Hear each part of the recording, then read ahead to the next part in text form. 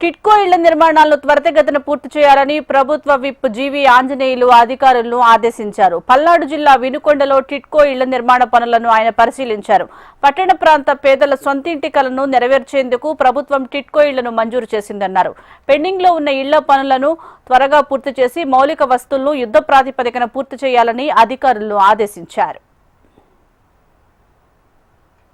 ఇల్లు కావాలని చెప్పేసి రాష్ట్ర ప్రభుత్వాలు అడుగుతా ఉంటే ఆ రోజు ఏదో వెంకయ్య నాయుడు గారు పుణ్యం అని చెప్పేసి ఆ రోజు కేంద్ర ప్రభుత్వంలో మంత్రిగా ఉన్నటువంటి వెంకయ్య నాయుడు గారి సహకారంతో ఆ రోజు లక్షలాది ఇళ్ళు వస్తే గత ప్రభుత్వ నిర్వాహకం వల్ల పేదలు ఇల్లు కోల్పోయారు. 77,600 మందికి అసలు ఇల్లు ఇవ్వకుండానే, వాళ్ళకి ఇల్లు హ్యాండ్ ఓవర్ చేయకుండానే వాళ్ళకి బ్యాంకులో వాళ్ళ మీద బ్యాంకు లోన్ తీసుకుంది.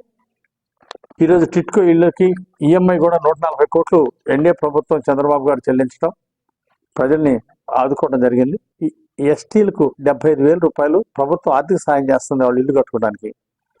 ఎస్సీలకు బీసీలకు 50,000 రూపాయలు ఆర్థిక సాయం అందిస్తూ ఉంది ఎన్డీఏ ప్రభుత్వం. నేడు చంద్రబాబు గారి సహకారంతో లక్షల మంది ఇల్లు నిర్మాణం పూర్తవ్వాలి, ఇల్లు లేని పేదలకి ఆసరాగా ఉండాలని, అండగా ఉండాలని ఈరోజు చంద్రబాబు గారి ప్రభుత్వం ముందుకెళ్తుంది.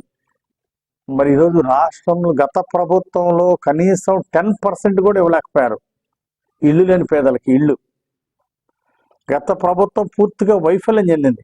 రానున్న 7 సంవత్సరాల్లో తప్పనిసరిగా ఇల్లు లేని ప్రతి పేదవాడికి ఎన్డీఏ ప్రభుత్వం ఇల్లు ఇస్తుంది.